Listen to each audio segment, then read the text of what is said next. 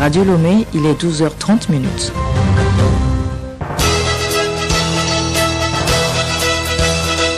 Le journal Léontine Atoguima.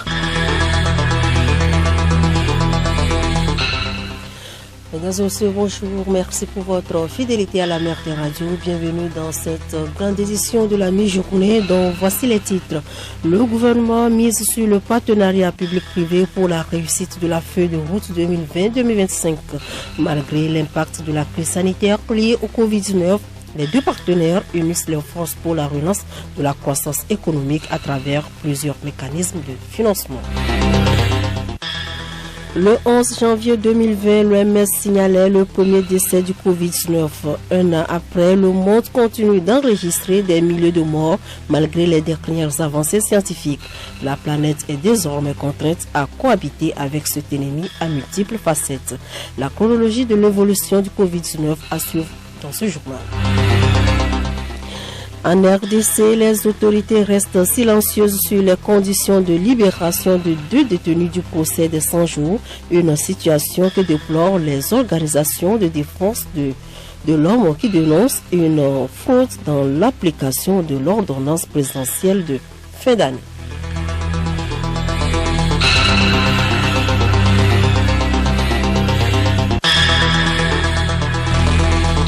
radiolomé.tg. La nouvelle ministre en charge de la promotion de l'investissement, Rose Kaemi-Vedor, a visité ce matin à Lomé la société Majorelle. Il s'est agi pour la ministre de s'imprégner des activités de cet opérateur économique installé au Togo il y a 2 ans. Madame Kaemi-Vedor, après une présentation et visite des installations, s'est dite satisfaite de l'investissement de Majorelle qui accroît l'employabilité des jeunes au Togo. Lancé en 2019 par le chef de l'État Fort Esozimna Nyasimbe, Majorelle spécialisé dans le service d'écoute client entend créer plus d'emplois en faveur de la jeunesse. La nouvelle politique gouvernementale est de renforcer la croissance économique et le développement social et humain pour les années à venir. Pour y arriver, le gouvernement compte sur l'implication active du secteur privé qui contribuera à la transformation économique du pays. Ainsi, tous les acteurs du secteur privé, notamment le Conseil national du patronat, l'Association des grandes entreprises du Togo, la Chambre de commerce et d'industrie du Togo et la Chambre de commerce européenne au Togo sont sollicités pour leur adhésion à la feuille de route et leur contribution à la création de la richesse nationale malgré le contexte sanitaire lié au coronavirus. Hortense Voix. Les opérateurs économiques conscients de l'impact du contexte sanitaire sur l'économie mondiale, plus précisément togolaise, restent déterminés à accompagner le gouvernement pour l'atteinte des objectifs de la feuille de route 2020-2025. Maryse Adotevi, directeur général du cabinet Deloitte au Togo. Le secteur privé est déjà engagé sur les ambitions de la feuille de route gouvernementale 2020-2025 et les différentes organisations qui sont invitées à cette réunion font de plus en plus des observations sur ce qui est fait, formalisent ces observations et échangent beaucoup plus régulièrement qu'auparavant sur les actions qui sont menées et font également des propositions concrètes. Je pense que nous sommes sur la bonne voie et que chacun devra faire son travail pour que cette alliance-là puisse aller jusqu'au bout. L'un des axes de la feuille de route gouvernementale vise la création des richesses et des emplois en s'appuyant sur les forces du pays. Parmi celles-ci, l'agriculture représentant 40% du PIB et les industries qui sont au cœur du développement économique du pays. Anselme Gouton, président en exercice de l'agence des cafés Robusta d'Afrique et de Madagascar. Le DG Amenouvé a parlé de la création à terme d'une bourse agricole. C'est une situation qui nous a toujours préoccupés parce que pendant longtemps, nous avons essayé de pousser à la création de cette bourse. Ça peut aider à créer une véritable dynamique au niveau de tout ce que nous produisons en matière de produits agricoles, surtout les produits de rente tels que le café, le cacao et ensuite les autres produits, le coton, etc. C'est-à-dire que les produits seront dans une certaine mesure présents dans un marché boursier, permettront justement à tous les acteurs de ce secteur de savoir mieux maximiser les profits sur ces produits-là. Les deux partenaires, secteur privé et gouvernement réunis vendredi, ont pu également faire un point complet sur les mesures de résilience que le gouvernement a prises pour soutenir les opérateurs économiques, notamment les renoncements fiscaux et autres allègements qui ont permis de donner un souffle aux entreprises en cette période de pandémie. Philippe Jodier, commissaire général de l'OTR. Nous avons une batterie de mesures pour accompagner le secteur privé. D'abord en digitalisant nos opérations.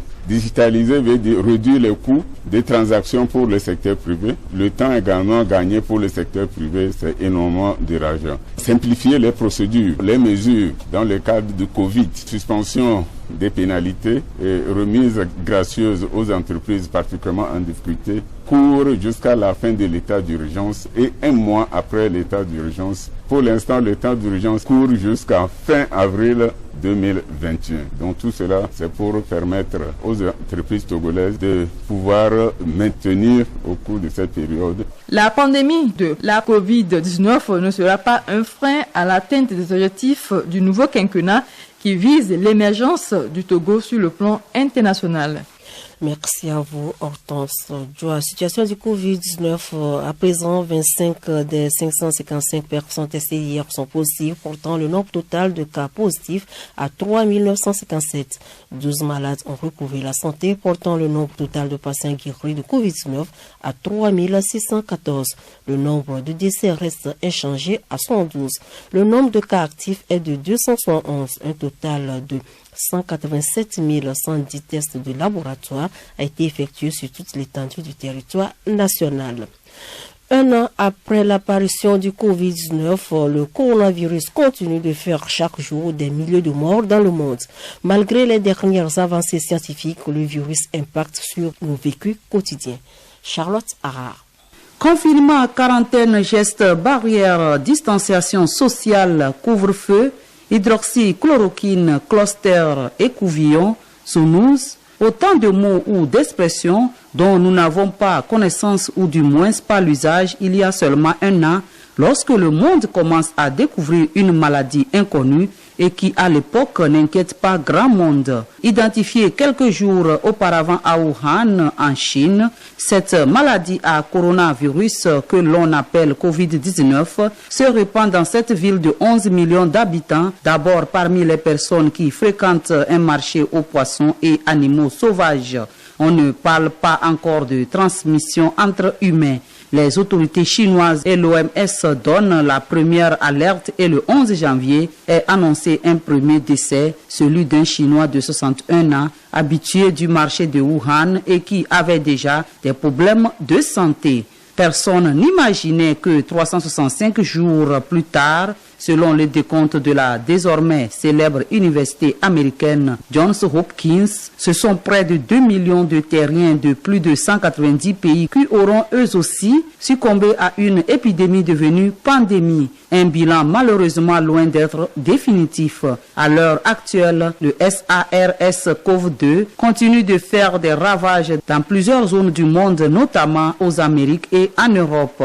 Un ennemi invisible dont les secrets, malgré tous les efforts des scientifiques, n'ont sans doute pas encore été tous révélés. L'apparition au Royaume-Uni et en Afrique du Sud de nouvelles formes de virus amène une inconnue supplémentaire dans cette équation déjà complexe. Une arme trouvée pour venir à bout de l'ennemi, le vaccin. Quoique probablement décisif, il n'est pourtant pas la seule arme dont dispose le monde en 2021. Le traçage des personnes contaminées est un enjeu stratégique, tout comme le respect des gestes barrières qui se sont invités sans doute pour longtemps dans nos existences. Charlotte Harard a noté que l'équipe d'experts de l'Organisation mondiale de la santé chargée d'enquêter sur l'origine du coronavirus entame une mission jeudi prochain en Chine. Cette visite est ultra sensible pour Pékin, soucieux d'écarter toute responsabilité dans l'épidémie qui a fait plus de 1,9 million de morts dans le monde. Initialement prévue la semaine dernière, elle avait été annulée à la dernière minute faute de toutes les autorisations nécessaires pour l'équipe. Le journal Léontine à Togima. Actualité hors de nos frontières, plus de 100 jours après la prestation de serment du président et du vice-président de transition au Mali, une mission de la Communauté économique des États de l'Afrique de l'Ouest arrive ce lundi à Bamako pour 2 jours de rencontre. La mission, dirigée par l'ancien président nigérien Goodluck Jonathan, aura des échanges avec des acteurs chargés de l'organisation des élections présidentielles et législatives de l'année prochaine, mais rencontrera également les autorités de la transition et la classe politique. En Côte d'Ivoire, Albert Mabry-Twakus fait une apparition publique après plus de 2 mois d'absence sur la scène. Poursuivi par la justice pour avoir participé à la création du Conseil national de transition, le président de l'UDPCI était recherché par la police. Quelques jours après la mise en liberté provisoire de Pascal Affinguessan, l'ancien ministre de l'Enseignement supérieur semble donc revenir dans le jeu politique sans être inquiété par les autorités. En République démocratique du Congo, les autorités restent silencieuses plus de 48 heures après la libération de 2 condamnés pour détournement des fonds publics dans le cadre du programme dit des 100 jours du président Félix Tshisekedi. Les ONG de défense des droits de l'homme ont dénoncé une fraude dans l'application de l'ordonnance présidentielle de fin d'année qui a également profité à une vingtaine de condamnés du procès sur l'assassinat en 2001 de l'ex-président Laurent Désiré Kabila.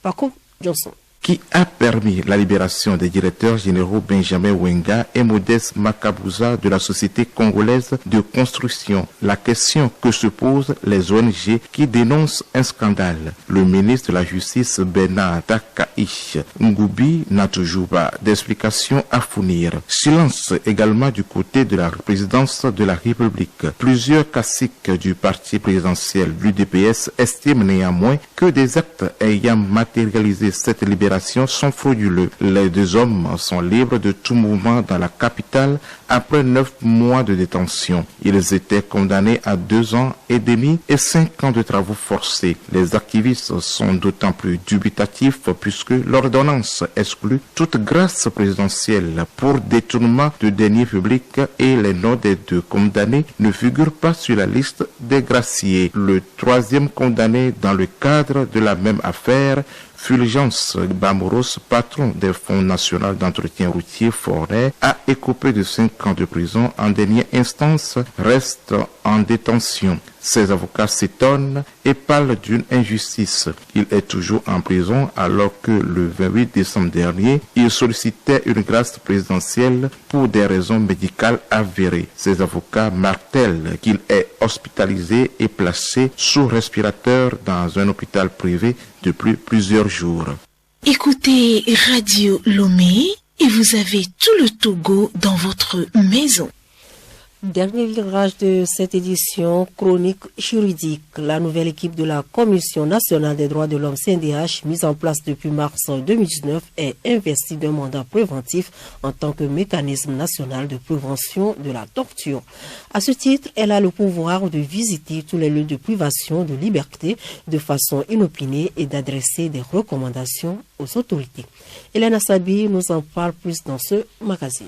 Suite à la ratification du protocole facultatif à la Convention contre la torture en 2010, le gouvernement togolais a désigné la Commission nationale des droits de l'homme, CNDH, comme mécanisme national de prévention de la torture. Ainsi, pour prendre en compte cette évolution majeure, le cadre légal de la CNDH a été révisé par la loi organique du 20 juin 2018. Selon l'article 4 de cette nouvelle loi, la CNDH a pour mission de prévenir la torture et autres formes de traitement cruels, inhumains ou dégradants dans les lieux de privation de liberté ou tout autre lieu qu'elle aura identifié. Madame Nakpa Polo, présidente de la CNDH.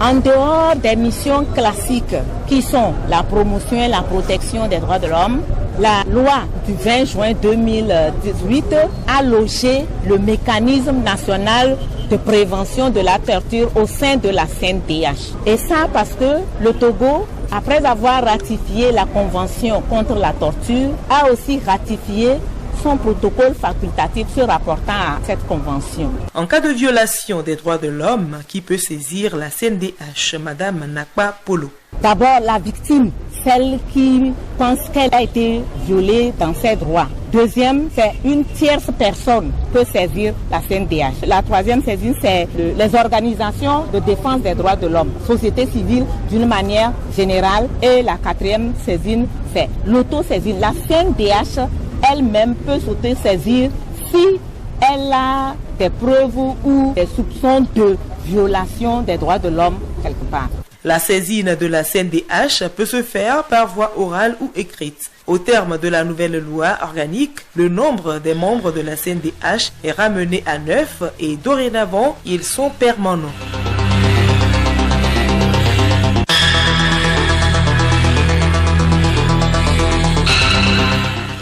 Mesdames et messieurs, ce journal se referme. Merci de nous avoir suivis. Retenez pour l'essentiel que le gouvernement a mis sur le partenariat public-privé pour la réussite de la feuille de route 2020-2025. Malgré l'impact de la crise sanitaire liée au Covid-19, les deux partenaires unissent leurs forces pour la relance de la croissance économique à travers plusieurs mécanismes de financement. Le 11 janvier 2020, l'OMS signalait le premier décès du Covid-19. Un an après, le monde continue d'enregistrer des milliers de morts malgré les dernières avancées scientifiques. La planète est désormais contrainte à cohabiter avec cet ennemi à multiples facettes.